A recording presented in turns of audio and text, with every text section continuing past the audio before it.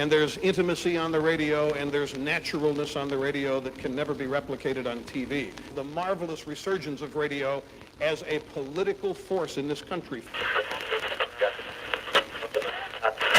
News-related radio programming is evolving. There's a huge hole in our dialogue that can be filled by the synthesis of traditional radio and the freedom that comes from a live podcast. You're about to experience Cowboy State Politics live. Here we go.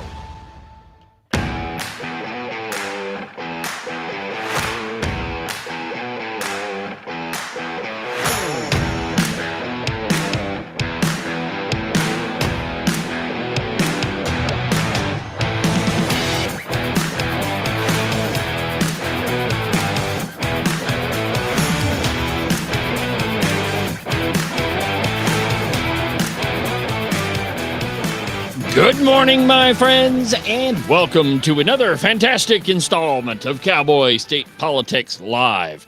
From very high above all the puerile and insipid forms of Wyoming mainstream media, this is Cowboy State Politics. I, of course, am your illustrious host, David Iverson, firmly ensconced behind the silver Cowboy State Politics microphone and broadcasting to you from the base of the Bighorns at the Cowboy State Politics studio in Sheridan, Wyoming. Good morning, my friends, and welcome to the program. Happy Wednesday. It would appear that winter has finally hit, and there's snow on the ground up here at the studio, and every time I go look at the weather gizmo, the only thing it really says is, it's winter. Summer's like 8 months away. Nah, it doesn't really say that. But the temperature is dropping every single morning. And, I don't really mind winter.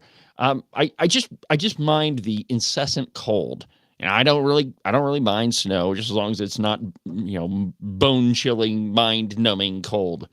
Which is, interestingly enough, what the Democrats should be feeling right about now. There's a great piece in Yahoo News, and I can't even believe that this is the headline, but it's, Democrats want Kamala Harris to run again. You would think that they had enough of, Kamala's inane comments, her terrible campaigning. You would think that they would be happy to be, what can be. Unburdened by what has been. What can be unburdened by what has been. At a time when the entire country is feeling unburdened by what has been, the Democrats think that this is a great idea. They want a replay of this.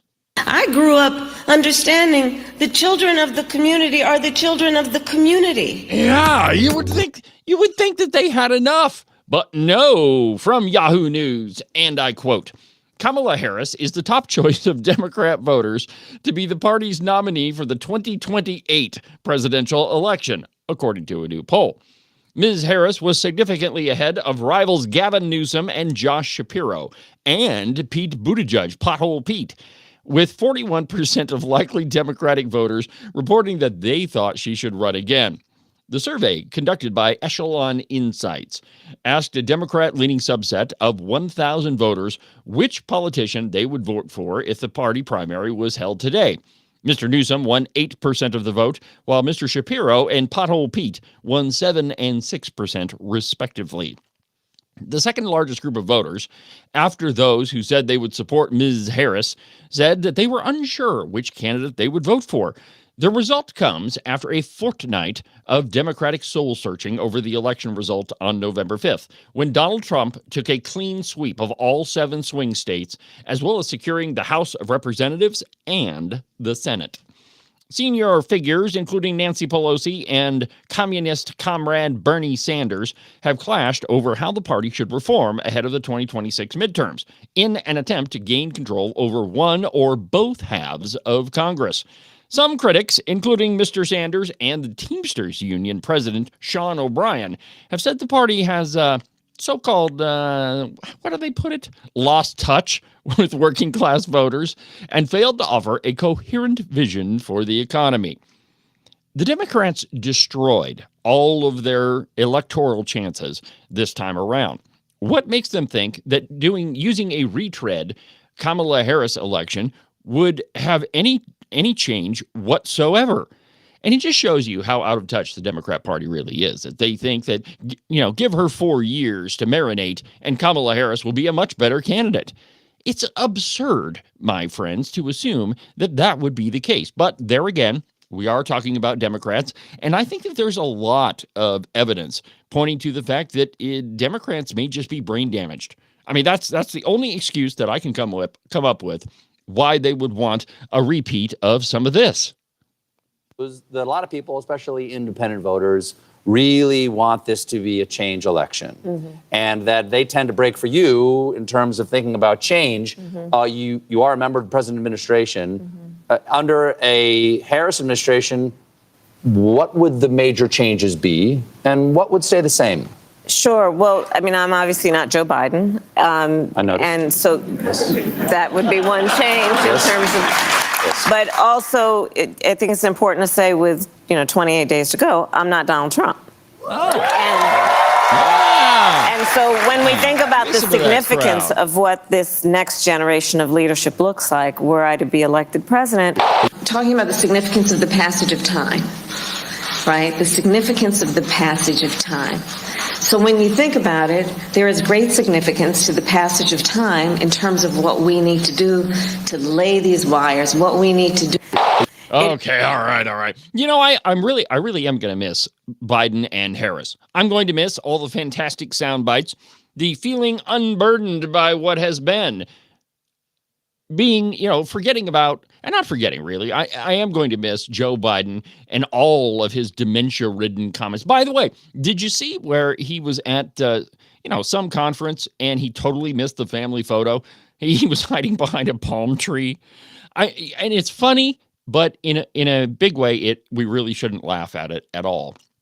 Not because it's being mean to Joe Biden, but because that's how our country is being represented. That is how the Democrats think that our country needs to be represented around the world. And I've come to the realization that the only reason that Democrats wanted to keep Joe Biden around, why they didn't use the 25th Amendment, is that there's a whole bunch of them in Joe Biden's administration, and, well, Democrats largely, that think that America needs to be knocked down a peg or two, that we are not the leader of the world, that the president of the United States is not the leader of the free world, and that how dare we tell other countries how they ought to run their business. Well, the truth is that America is the freest nation on the face of the planet. America is the most prosperous nation on the planet. America is the most generous nation on the planet. America is the leader in just about every form of technology there is. Now, I realize that you could make an argument that China has taken over that role, but I don't really think so. Look at all the technological advances that have happened in the world, in medicine and in technology and in microchips. The first computer was made where? Here. All of the big technological advances happen in America. America really, truly is the leader of the free world. And that Democrats would allow Joe Biden to go off globetrotting and to portray and represent our country in the way that he does shows you that that Democrats as a whole, and I'm not saying every Democrat, I'm just saying in general as a whole, really do think that America needs to be knocked down a peg or two. That's why they've done their best to destroy the economy. Only an idiot, only an absent-minded moron. Oh, wait, no, we've had one of those for a while. Would think that the economic policies that the Democrats put forward would be of any benefit to the United States at all. And the truth is, by every measure, if you look at everything that the Democrats did the last 4 years, each and everything was an attempt to destroy this country, to destroy the economy, to knock us down a peg or two, to make us look ridiculous to the rest of the world, which I think that Joe Biden did a bang-up job of that. True international effort to pressure. Yeah, I didn't dig up the Joe Biden gaffe reel, but maybe I will during the break, just so we could have we could reminisce a little bit about what we're going to miss. But the truth is, as far as the sound bites go, I don't want you to get too depressed because President Donald Trump says some amazing things too. I was telling the lovely Christine the other day how I just really miss the way that he says China. I mean, and bigly, and all of the things that we loved about Donald Trump, and that the left hated about Donald Trump. But the truth is, we've turned a corner. Now, I don't want you to get too overjoyed. I mean, we should be happy that Trump won the election, but I don't want you to engage in any irrational exuberance, as Alan Greenspan would call it, because the next 2 months, December and January, are going to be the most dangerous months for any country. And in fact, anytime you have a switchover of leadership, when the Democrats become the lame ducks, they end up being far more dangerous than they were when they were in office. Take, for example, and there's a piece out, I didn't put it in the stack of stuff, but there's a piece out that the Democrats are rushing to approve all of Biden's judicial nominees. Big question, why didn't they approve them before? But anyway, I mean, they're not really the type of folks that will get stuff done on time. But they're rushing to approve all of Joe Biden's judicial nominees. Why? Because they want the most radical bench possible. And they know that if they don't get the job done, Donald Trump is going to come in and nominate conservative justices in all of the various judicial positions. I really wish he could nominate one in Teton County. Oh man, what a mess that one is. Did you see where Melissa Owens finally issued her order striking down both of Wyoming's abortion bans? I talked about this a little on yesterday's program, and I opened the podcast this morning with it, which, by the way, the podcast will be published directly after we get done with today's live program. But just a couple of questions, right?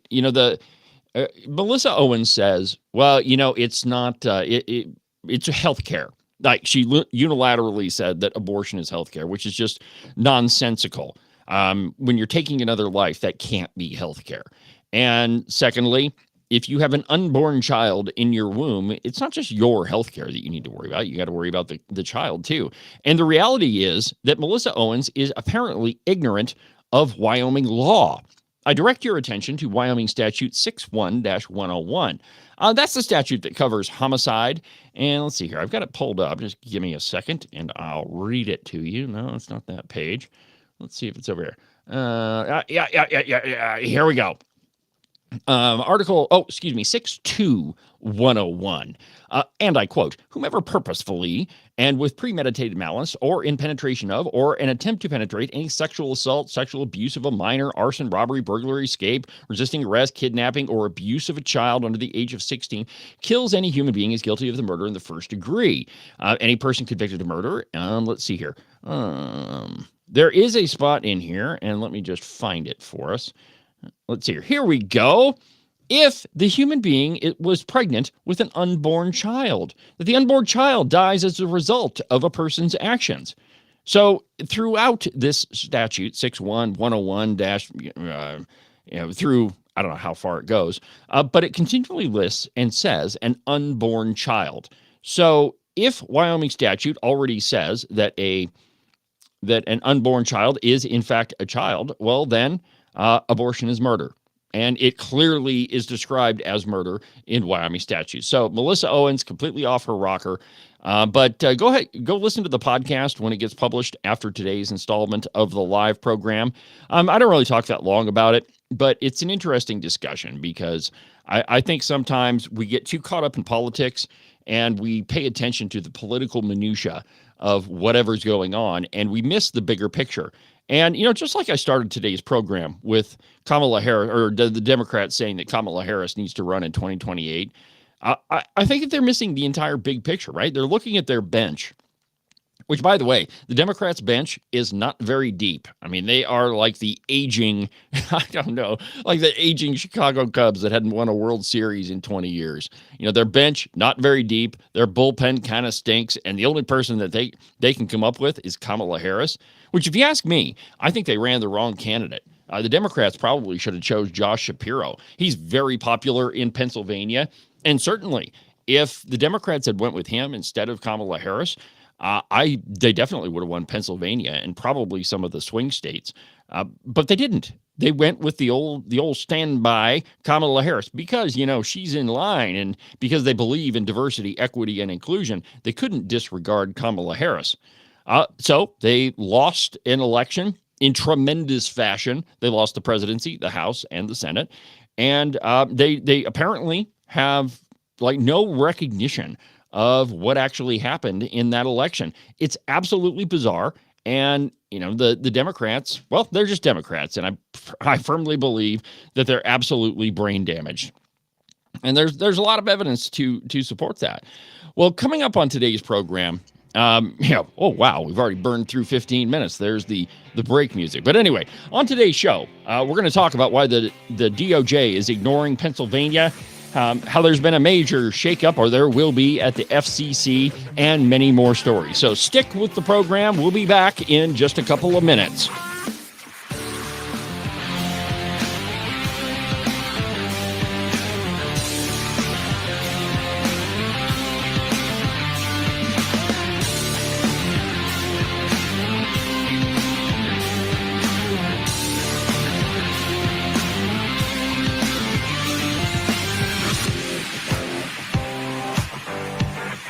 You can listen to Cowboy State Politics live every Monday through Friday at 10 a.m. on the Independence Network. Make sure that you subscribe and follow the Cowboy State Politics podcast. You can do that from the website, cowboystatepolitics.com, or anywhere that you get your podcasts. That way, you'll make sure that you won't miss a single episode of Cowboy State Politics. Cowboy State Politics is sponsored by FreedomGoldUSA.com. They are the working man's gold company. The economy is in turmoil. The stock market pretty much is out of control, and you never know what's going to happen with your finances or your income. One way that you can shore up everything is by investing in gold and silver. Go to freedomgoldusa.com/David for a free interview to discuss your options and find out if gold or silver is right for you. One more time, that's freedomgoldusa.com/David.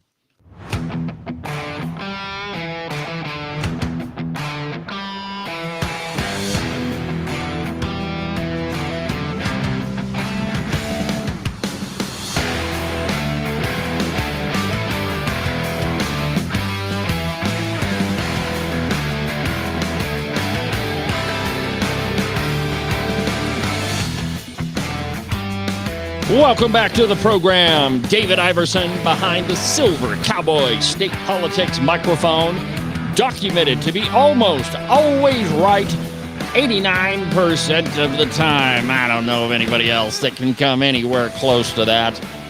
Well, that reminds me, on Monday's edition of the podcast, I was talking to you about how there's going to be a Senate caucus vote, or actually a House and Senate caucus vote this week, and I told you during the episode that it was going to happen today.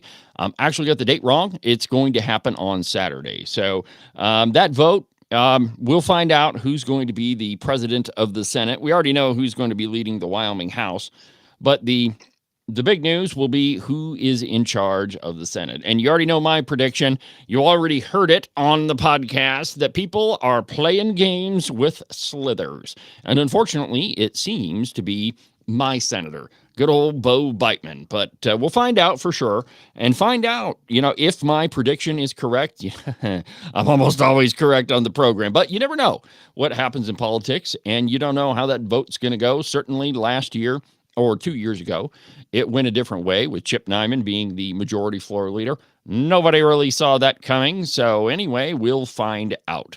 But stay tuned to Cowboy State Politics, and I'll have a review of that on Monday's program, on the live program, also on the podcast. So if you make sure that you subscribe and follow the show, that way you can be notified every single time there's a brand new episode of Cowboy State Politics. And make sure you follow the Cowboy State Politics Facebook page.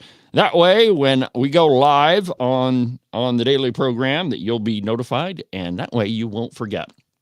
So the DOJ has been pretty much ignoring everything that's been happening in Pennsylvania. And if you don't know, up until recently, yesterday even, the Democrats were still counting ballots illegally. And they flat said that they were going to continue counting ballots. And it's not because they think that they'll be able to overturn the election, because as of yesterday, they didn't have enough votes left to count to defeat the Republican. And so really what it is an attempt to minimize as much as they can the electoral vote total for Donald Trump. because they just can't stand that a Republican won the popular vote and the Electoral College. You know, in the Democrats' mind, they are the only people that win the popular vote. They are the biggest party. They're the ones that the majority of Americans go with. And frankly, that's just not true, my friends. When you look at the political landscape in America, most people, and this is my belief, and I'm pretty sure I'm right about this, most people are pretty much down the road. Well, I would say that the vast majority of Americans are a center right. Not too crazy radical, not nearly as conservative as yours truly, your illustrious host, but they're center right.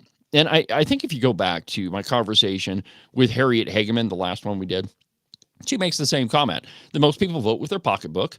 The vast majority of people have to pay bills and manage a household. And the only way that you can do that is conservatively. Now, we may differ on some social issues, but by and large, most Americans, I think, are center right. So it kind of brings up a big question.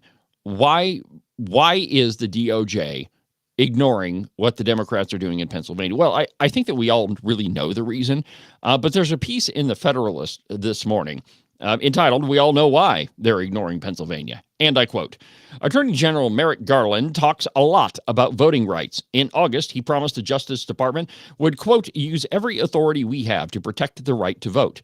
In 2021, he said the department would, quote, rededicate itself to, quote, enforcing federal law to protect the franchise for all eligible voters. This past week, a handful of Pennsylvania counties disenfranchised voters by choosing to count illegal ballots that canceled out illegal votes. It's a massive scandal. As Democrat Senator Bob Casey is refusing to concede a losing race to his Republican challenger Dave McCormick, officials in Bucks, Pennsylvania, Bucks, Philadelphia, Monroe, Erie, Chester, and Montgomery counties have flouted the law in an apparent attempt to deliver Casey some extra votes. But the DOJ is nowhere to be seen. In Bucks County, election officials decided to count more than 400 undated and improperly dated ballots, and 100 ballots that failed to meet signature requirements. In Philadelphia, officials are accused of counting more than 600 invalid ballots that failed to comply with the date requirement, as well as 663 ballots missing signatures from election officials, 227 ballots missing a reason for casting a provisional ballot, and 50 with insufficient voter affidavits. In Monroe County, McCormick sued the Elections Board for 42 ballots that didn't meet the date requirements and 24 provisional ballots lacking voter signatures. Erie and Chester counties faced lawsuits for counting 120 ballots and 58 ballots, respectively. That lack of election official signature in Montgomery County, McCormick is suing the Elections Board for counting 414 provisional ballots that lack signatures from either the voter or election officials. But the question is, why is the DOJ ignoring it? Well, the DOJ is just as political as they ever were. In fact, I would say that Merrick Garland is definitely on par with Obama's Eric Holder. If not, he's been way more partisan. And we all remember Eric Holder. I mean, he was the guy that openly proclaimed that he was the president's lawyer. Back to the article. Quote, the DOJ was quick to sue the state of Virginia last month for removing non-citizens for whom it was illegal to vote in federal and Virginia elections. By the way, it's illegal for non-citizens to vote anywhere. The Democrats are just trying to change the law wherever they can. In compliance with a law signed 18 years ago by Democratic Governor Glenn Youngkin oversaw their removal of more than 6,000 non-citizens from Virginia's voter rolls from his inauguration 2022 to 2024.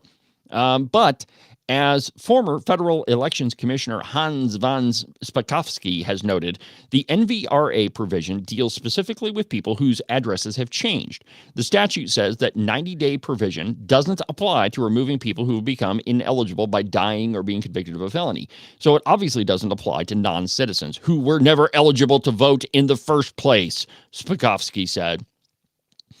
But the point is that the DOJ and the Democrats and all of the election officials in Pennsylvania are fundamentally opposed to Donald Trump. And, you know, it goes back to what I always say about Democrats. They have an entirely different worldview than Republicans do. Republicans, we believe in law. We're the party of law and order.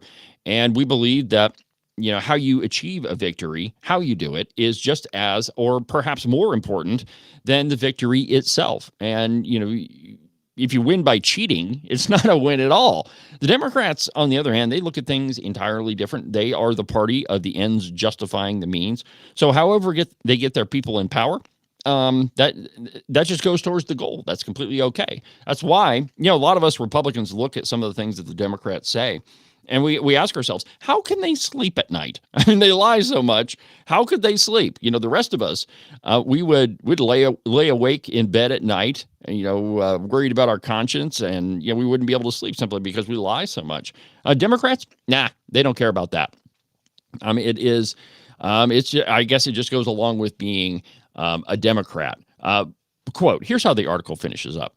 It went after Donald Trump, the DOJ, that is, ally Elon Musk for a giveaway his PAC organized for swing state voters who sign a pledge supporting constitutional liberties. In March, Garland committed to targeting popular state laws that require voter ID, comparing them to Jim Crow laws. And of course, his department has found time to wage not one, but two politicized prosecutions of Trump himself, which were clearly designated to designed to hurt the Republicans' electoral chances. But somehow, the DOJ just doesn't have time to check out the law breaking going on in Pennsylvania. Maybe they're too busy packing their bags and hiring lawyers, like Mark Elias. The Democrats, if they can't win at the ballot box, they will use lawfare. And that's become the new tool of the Democrat Party. And frankly, the Democrats in Wyoming also. For the last 2 years, maybe 3, the Wyoming Republican Party has been bogged down in frivolous lawsuit after frivolous lawsuit by people who, they're Democrats, but they're hiding out in the Republican Party. And that's what they do. So the only thing that the Democrats have left is to use the law to try to stymie, to try to thwart any attempt by the Republicans to make any significant changes, because they lost the election. They don't control the House or the Senate or the presidency. And so the only thing they have left to do is resist. And in fact, in the Pravda on the Platte this morning, there's a big article. I can't remember what page it's on. I'll find it during the break and, I'll mention it. But there's a huge article about how the Democrats are gearing up to resist everything that the Trump administration comes up with. Because, again, that's the only thing that they got left. Trump is going to, enact his agenda, and there's nothing the Democrats can do to stop it. And so, when you look at what the Democrats can do, their plans or whatever, it's a pretty bleak future, which is why they're looking at Kamala Harris for 2028. How dumb can they be? I swear, my friends. Everything that we had to go through with Kamala Harris. And they're saying, yep, that's their pick for 2028. Oh, man. A brief profit timeout. Then we'll be back.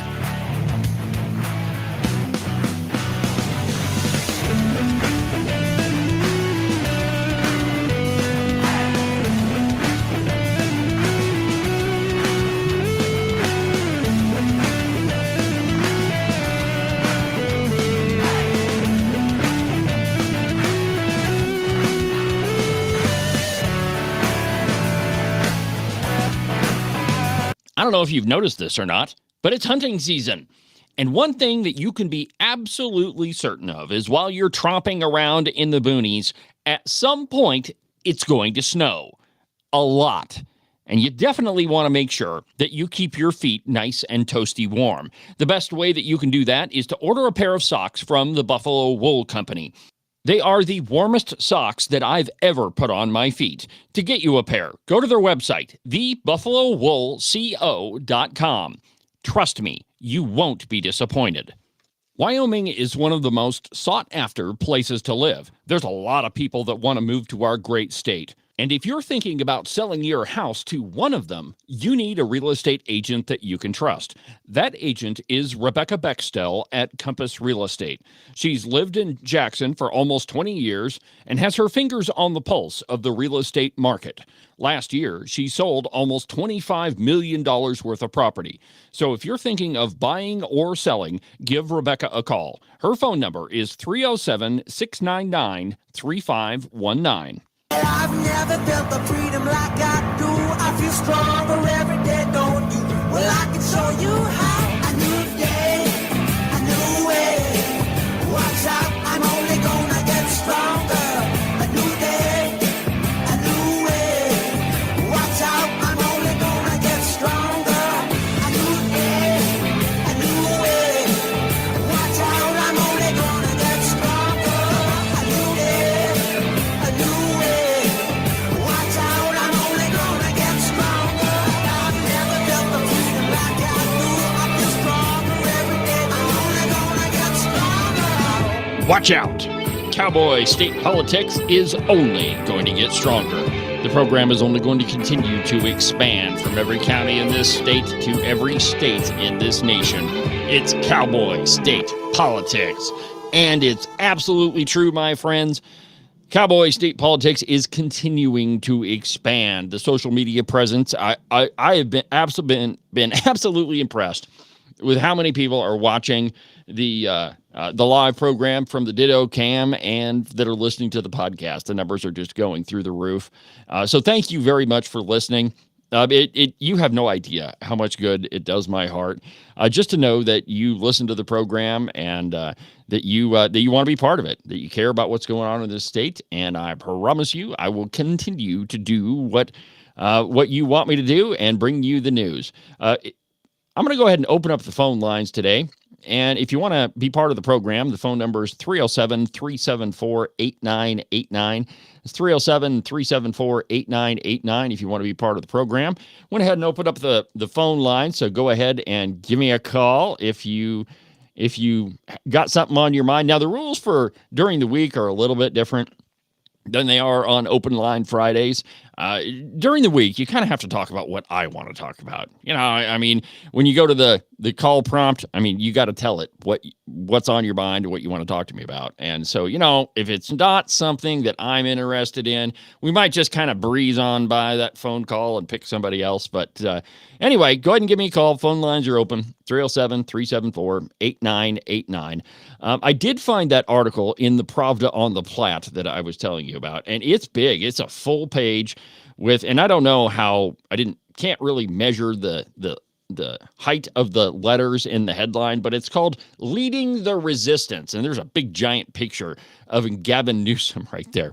That the Pravda on the Platte thinks that this appeals to Wyoming voters is just absolutely shocking. It's probably why their circulation is about a quarter of what it was, you know, even 5 years ago. You know, when I started Cowboy State Politics, at least there was, you know, some balance to their reporting. Even so, I mean, Nick Reynolds was the politics reporter at the time. And I mean, he was a rabid partisan.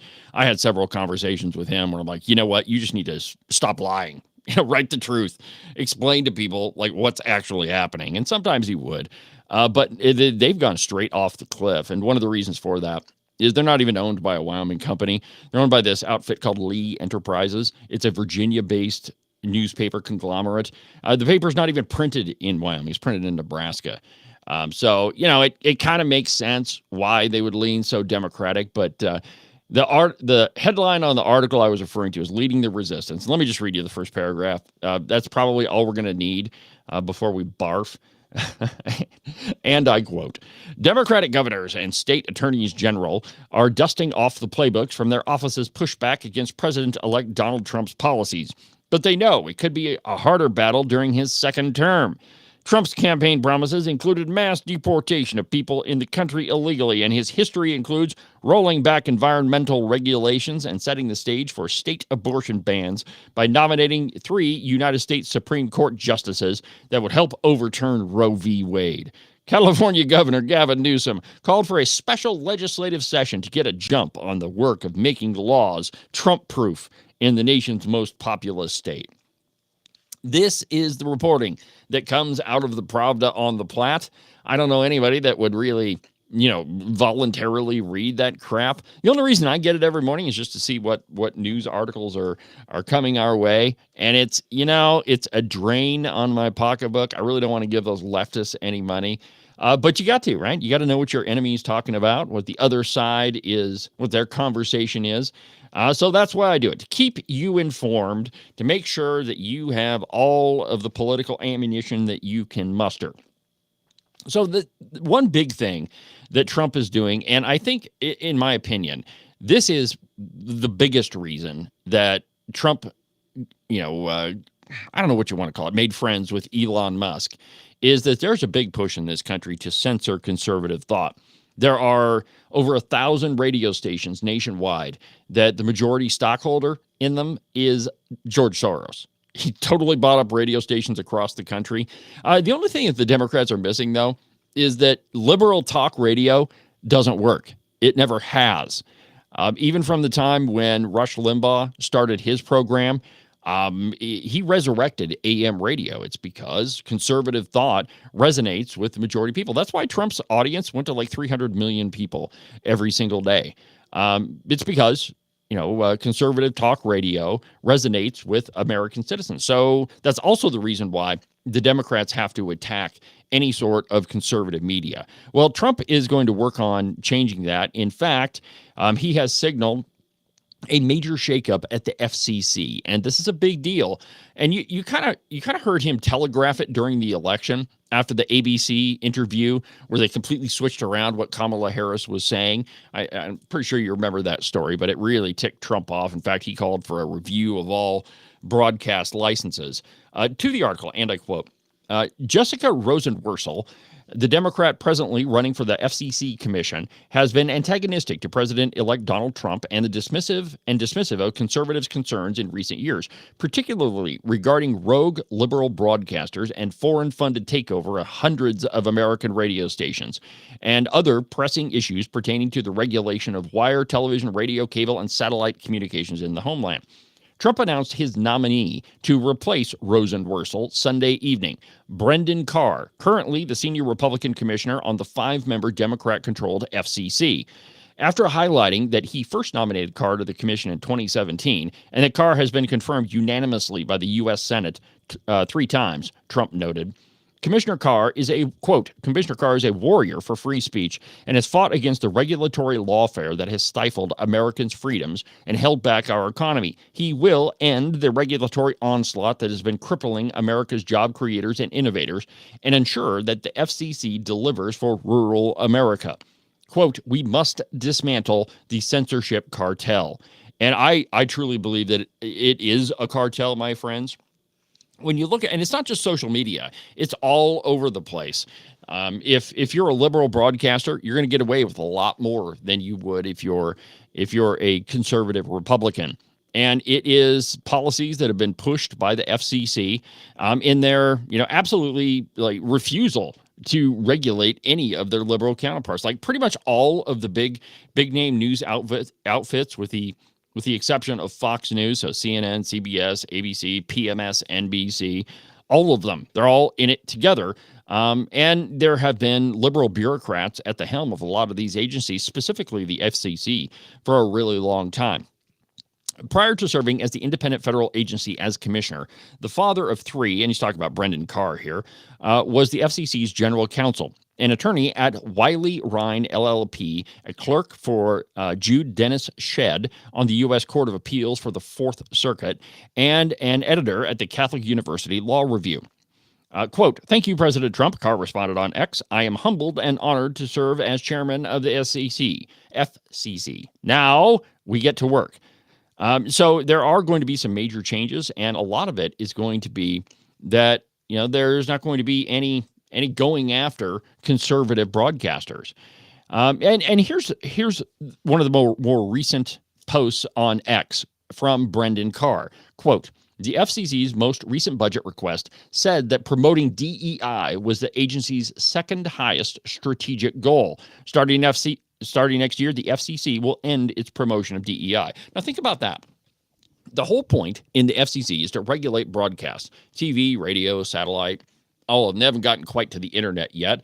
I'm sure that was next on their agenda. But they said that their number one goal is DEI. It's not quality of journalism. It's not quality of broadcast. It's not truth. God help us, man. I mean, these people, I mean, they believe in the opposite of truth. In fact, they believe in, at least this Rosenworcel lady. Excuse me, I didn't mean to misuse the term lady. They believe in the opposite of truth. In fact, it's probably in their playbook already that they should just spread actual misinformation. But let's go to their strategic goal number 2 at the FCC under Rosenworcel. Listen to this crap.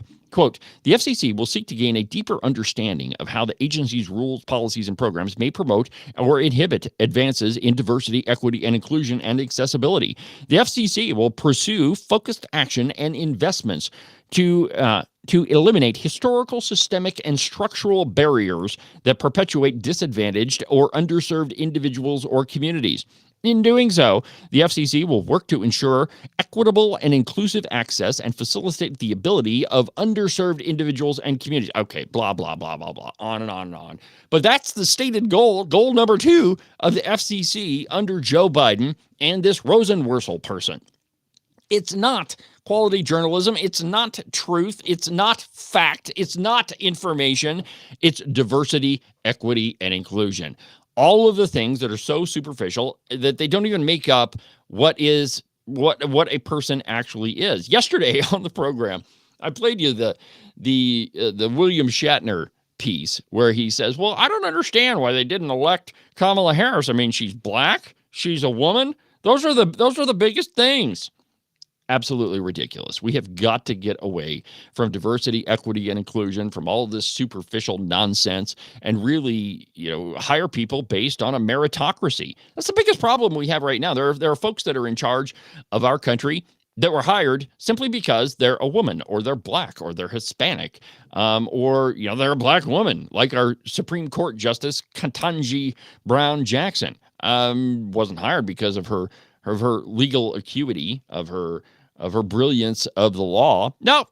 It's because she's a black woman. Well, we've got to get away from all that. And with Brendan Carr at the head of the FCC, I would say that we are well on our way to doing that, because I mean, there's the stakes are huge here.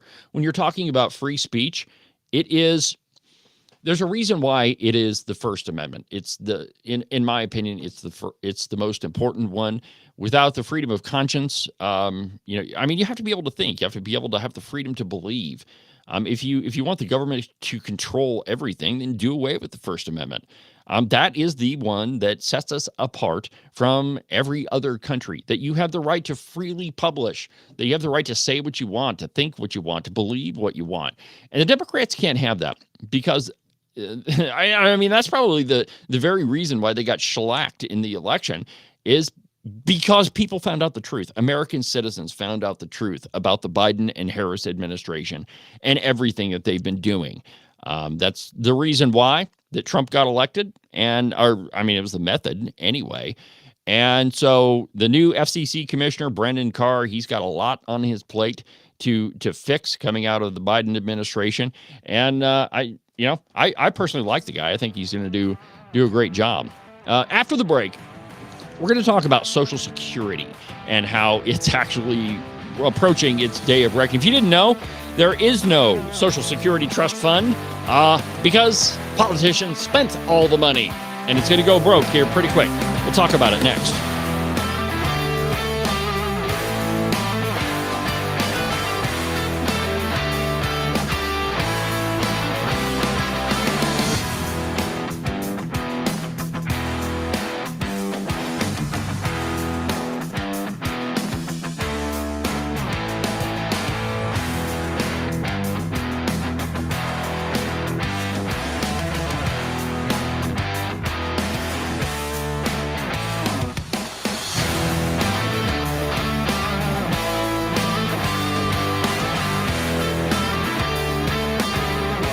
You are listening to Cowboy State Politics Live on the Independence Network. You're not going to find a selection of better news, entertainment, and commentary than right here on the Independence Network. With great voices like Joey Carenti from Just Blame Joey, Ken Pendergraft from The Ramble Room, Tom Kelly from Wide Right Turn, and the lovely Christine from The Hair Affair. And of course, my program, Cowboy State Politics, Wyoming's most listened to political program. Also, don't forget to check out the articles section at the website, independencenetwork.us. It's loaded with op-eds, commentary, and news from all around the Cowboy State. You can listen to the Cowboy State Politics podcast anywhere that you get your podcasts. iHeartRadio, iTunes, TuneIn, really any of them will work. But the easiest place is just to go to the website, cowboystatepolitics.com. There you can find all of the shows, as well as any of the articles that I might bring up during the course of a program. That way, if your name is Joe Biden and you can't remember if you had your pudding today, well, I probably can't help you with that, but I can definitely tell you why you should have never ran for president. And now, back to our program.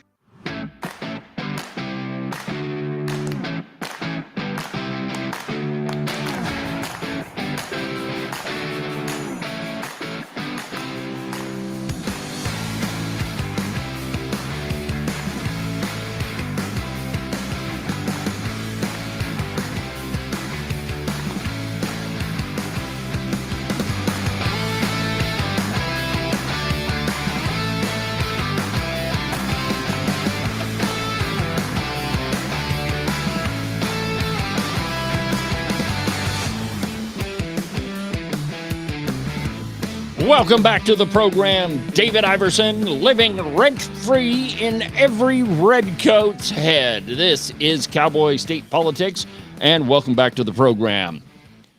Social Security is approaching its day of reckoning. I don't know if you know this or not, but there is no Social Security Trust Fund.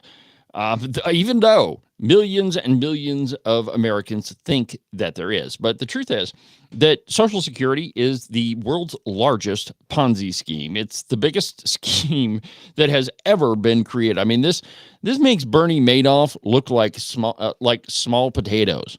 But the idea is that a whole bunch of people are going to be paying in, and it's going to pay for the folks who are retiring and are no longer working. And so to keep the program afloat, you need more and more and more people paying into the program. Works just like a Bernie Madoff Ponzi scheme. There's a piece in Reason.com entitled Social Security Approaching Its Day of Reckoning. And I quote, "Imagine a charismatic salesperson promising sky-high returns to early investors, only to use money from new investors to pay them off. The Cato Institute's Romina Bacchia writes in a new report, quote, that this is the infamous story of Charles Ponzi, whose name became synonymous with fraud. Now, consider the U.S. Social Security system. Current workers' payroll taxes fund the benefits of current retirees, much like how Ponzi's scheme used new money to pay off old promises. Bacchia reminds us that the famous Social Security trust fund being in quotation marks, which many Americans wrongly believe contains money paid into the program to be dispersed at a later date. It doesn't really exist. The trust fund essentially consists of IOUs or promissory notes that represent claims on future tax revenues. Until 2010, Americans paid more in Social Security taxes than the program paid out in benefits. The extra money wasn't saved, but passed on to be spent by the rest of the federal government in return for IOUs. That point passed as the ratio of workers to retirees dropped and seems unlikely to shift back given the country's declining birth rate and aging population. That means that the difference between revenues and expenditures is now made up, as it is across the rest of the federal government, by borrowing. As Social Security cashes in those IOUs, the Treasury will borrow an estimated $4.1 trillion plus interest to fund the program between now and 2033. Quote, it's like borrowing money to pay off credit cards, Bacchia notes. What's so special about 2033? Well, that's the year that the well of IOUs is expected to start running dry. The Old Age and Survivors Insurance Trust Fund will be able to pay 100% of total scheduled benefits until 2033, unchanged from last year's report. The Social Security trustees revealed in their most recent annual report, quote, at that time, the fund's reserve will become depleted and continuing program income will be sufficient to pay 79% of scheduled benefits. Social Security's disability insurance fund is in better financial condition, but the disability fund, that is, but also much smaller. If rolled into old age benefits, quote, the resulted projected fund would be able to pay 100% of total scheduled benefits until 2035. That is, rolling everything together would buy you a huge whopping 2 years. That said, there are ways to keep Social Security chugging along. Benefits could be lowered, taxes could be raised, the retirement age could be adjusted to reflect our life expectancy, which is lower now than when the program was implemented. And that's an interesting point about Social Security. It was never a retirement fund. It was Social Security insurance. And the reason why the age of 62 was chosen when the program was started is that was the average life expectancy. So the theory was that, a majority of people wouldn't live past 62 and that money would continue to fund the program. But with advances in medicine and technology and, the things that we can do to, in healthcare, they've advanced to such a point that the average life expectancy is much higher than 62. And so there's a lot more people on the program than there ever was intended. And the program is just going to eventually run out. And the fascinating part of it is when you look at the federal debt. I know that you hear talking heads like myself say that, well, the federal debt is over $35 trillion. Well, it's true. The majority of that is owed to the American citizen, and a big chunk of it was taken from Social Security. And it's the age-old question: what do politicians do with a big pile of money? Well, they spend it, and that's why the trust fund is absolutely depleted. And it's the same argument that I have with all of these coffee cans. They're called in Wyoming, though they're way dwarfed by the coffee can that is Social Security. But it's the same thing. I mean, the classic example is that years ago, there was something like $90 million that was put into a trust fund by the Wyoming legislature, and the whole point was to build a new prison. Well, a couple of years later, old Steve Harshman, Redcoat Steve Harshman, went along and he decided he needed that $90 million to build something else, to spend it on something else. And we still don't have a new prison, and there's no trust fund left for it. Or at least the original one has been spent. So politicians, when they're confronted with a big giant pile of money, they do what politicians do, and they spend the cash. And that is exactly what happened to the Social Security Trust Fund. So it's, Social Security is one of those things that a lot of Americans really, rely on. It really has become their retirement fund. And, there's wrongheadedly so. There are a lot of things that you can do to protect yourself and not have to rely 100% on Social Security. And you should do that. Buying gold is one of those. That's why I partnered with Freedom Gold USA. In fact, on the podcast, there's a great interview with Paul Cox from Freedom Gold USA, and he talks about, the current state of the economy and what you should be looking at. And as I told you, the phone lines are open, and we should just go ahead and give Jerry Jackson a spot on the program. He's talking to us now. How's it going today, Jerry? Hey, it's going good. How about yourself? Not too bad, man. Talking about Social Security. What do you got? Well, I think the magic word for me was Social Security insurance. Yeah. I paid in for 50 years. I'm raising a granddaughter. Thank God she's graduating next year. I'm 70. I worked till 65. And I understand we got to do something. We got to do something for the children we're trying to take care of now, because their children are going to be left with the mistakes we make. Oh, yeah. Yeah. And here's the thing, with Social Security, everybody who's worked since that program has been started has paid in. Like, that money is owed to them. It's, it's not money that it has come out of thin air. I mean, most people have paid their entire lives into Social Security with their payroll taxes. Excuse me. Yeah, exactly. And that's like me. I'm really in a very special position. I dread even thinking that I'm going to lose my Social Security, because I actually worked 1 year and paid in the maximum Social Security with 1,000 hours overtime as a plant mechanic at Jim Bridger. Yeah. But at least I've seen. This is the fourth grandchild. She'll be leaving to go to college hopefully next year.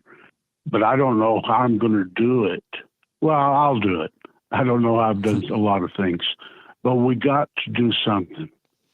And Absolutely. I don't want to be the one that makes the sacrifice, but I'd rather be the one that pays for it than making my children think I've done everything I possibly could. Exactly right.